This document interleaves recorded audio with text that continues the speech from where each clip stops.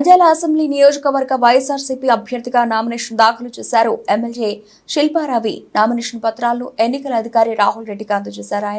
ఆయన వెంట వైఎస్ఆర్సీపీ కేంద్ర కమిటీ సభ్యుడు మలికిరెడ్డి రాజగోపాల్ రెడ్డి, ప్రభుత్వ సలహాదారుడు హబీబుల్లా ఉన్నారు. అనంతరం మీడియాతో మాట్లాడుతూ నంద్యాల పార్లమెంటు నియోజకవర్గంలో అన్ని అసెంబ్లీ స్థానాలను ఎంపీ స్థానాన్ని వైఎస్ఆర్సీపీ క్లీన్ స్వీప్ చేస్తుందన్నారు. శిల్పారావి జగన్ ప్రభుత్వ హయాంలో అభివృద్ధి గణనీయంగా జరిగిందన్నారు. అత్యధిక మెజారిటీతో మళ్లీ జగన్ సీఎంగా బాధ్యతలు చేపట్టడం ఖాయమన్నారు శిల్పారావి.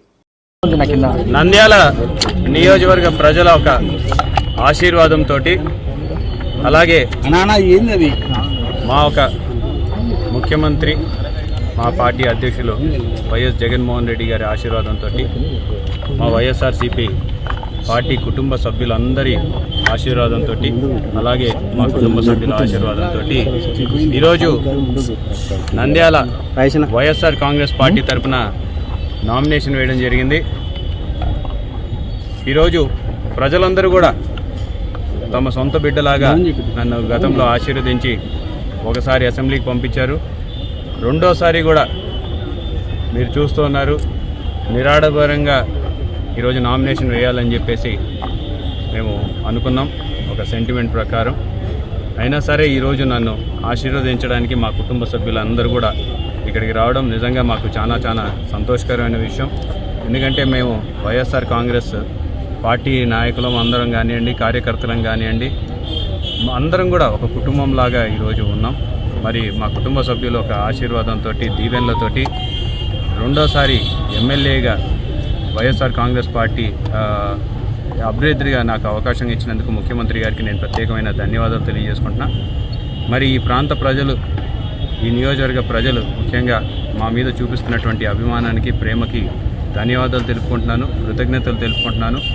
మీరేదైతే నమ్మకము, మీరేదైతే విశ్వాసం మా మీద పెట్టుకొని ఉన్నారో, వైఎస్ఆర్ కాంగ్రెస్ పార్టీ మీద పెట్టుకున్నారో, జగనన్న మీద పెట్టుకున్నారో 100% మీకోసం కష్టపడి పనిచేస్తానని చెప్పేసి మాటిస్తున్నాను. నేను మా పార్టీ ఒక కుటుంబ సభ్యులందరినీ కూడా ఒకటే కోరుకుంటున్నా, మనకున్నది 20 రోజుల సమయం. ఈ 20 రోజులు మనందరం కూడా కష్టపడదాం. ఆ కష్టానికి తగ్గ ఫలితం డెఫినెట్గా మనందరం కూడా చూడబోతున్నాం. రాబోయేది జగనన్న రాజ్యం, రాబోయేది రాజన్న రాజ్యం. మళ్ళీ రెండోసారి ప్రజల ఆశీర్వాదంతో మన ముఖ్యమంత్రి గారు పదవిని అధిష్ఠించబోతున్నారు. అలాగే పూర్తి విశ్వాసంతో నంద్యాల నియోజకవర్గంలో కూడా వైఎస్ఆర్సీపీ జెండాని ఎగిరేస్తామని చెప్పడంలో ఎటువంటి సందేహం లేదు. అలాగే నంద్యాల జిల్లాకి సంబంధించినటువంటి పార్లమెంటు కావచ్చు, 7 నియోజకవర్గాల్లో కూడా మరొకసారి క్లీన్ స్వీప్ చేయబోతున్నామని చెప్పడంలో కూడా ఎటువంటి సందేహం లేదు.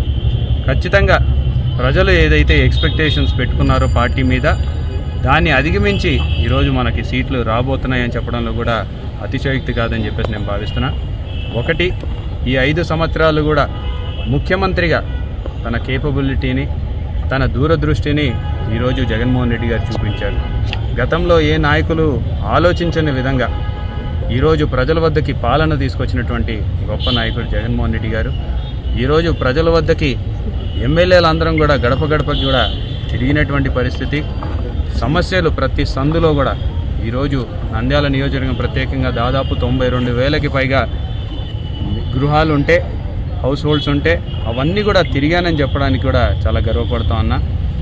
మరి మేమేమో ఈరోజు అభివృద్ధి కూడా మాకు వచ్చినటువంటి కరోనా సమయాన్ని తీసేసిన తర్వాత 3 సంవత్సరాల్లో మేము ఈరోజు అభివృద్ధి ఏం చేశామని చెప్పుకునే ధైర్యంగా మేము ప్రజల్లోకి వెళ్ళగలుగుతున్నాం. మరి 14 సంవత్సరాల పాటు పరిపాలించినటువంటి తెలుగుదేశం కానివ్వండి, దాదాపు 21 సంవత్సరాల పాటు అధికారంలో ఉన్నటువంటి మా ప్రధాన ప్రతిపక్ష నాయకుడు కానివ్వండి, మా ప్రత్యర్థి కానివ్వండి, ఏం చేశామో చెప్పుకోలేనటువంటి పరిస్థితి, ఏం చేస్తామో కూడా చెప్పుకోలేనటువంటి పరిస్థితి. ఎంతసేపు ఉన్నా సరే జగన్మోహన్ రెడ్డి గారు గద్దెను ఎక్కకూడదు, వీళ్ళని పడగొట్టాలి అని ఒకే ఒక ఆలోచన తప్పితే ప్రజలకు ఏం చేయబోతున్నాం, రాష్ట్రానికి ఏం చేయబోతున్నాం, ప్రజలకు ఏం కావాలి అనే ఆలోచన ధోరణి వాళ్ళలో కరువు అవడం నిజంగా ప్రజలందరూ కూడా గమనిస్తున్నారు. మరి ఇంకొక వైపు మా పార్టీ ఏమో మేము చేసిన మేలు గురించి మాట్లాడుతున్నాం, ప్రజలకు అందిన సంక్షేమం గురించి మాట్లాడుతున్నాం, రాష్ట్రానికి జరిగిన అభివృద్ధి, నంద్యాలకు జరిగిన అభివృద్ధి గురించి మాత్రమే మాట్లాడుతున్నాం. రాబోయే రోజుల్లో నంద్యాలకి ఏం చేయబోతున్నాం, రాష్ట్రానికి ఏం చేయబోతున్నామో చెప్తున్నటువంటి పరిస్థితుల్లో మేము ఉన్నాం. మరి ఈ యొక్క వ్యత్యాసాన్ని కూడా ప్రజలు గమనించాలి.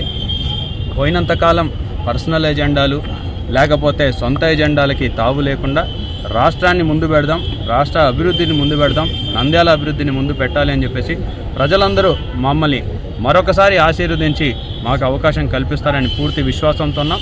వారి ఆశీర్వాదంతో 100% నంద్యాల నియోజకవర్గాన్ని నెంబర్ 1 నియోజకవర్గంగా తయారు చేయడానికి మేము శక్తి వంచన లేకుండా కృషి చేస్తాం, అహర్నిశలు కష్టపడతానని చెప్పి కూడా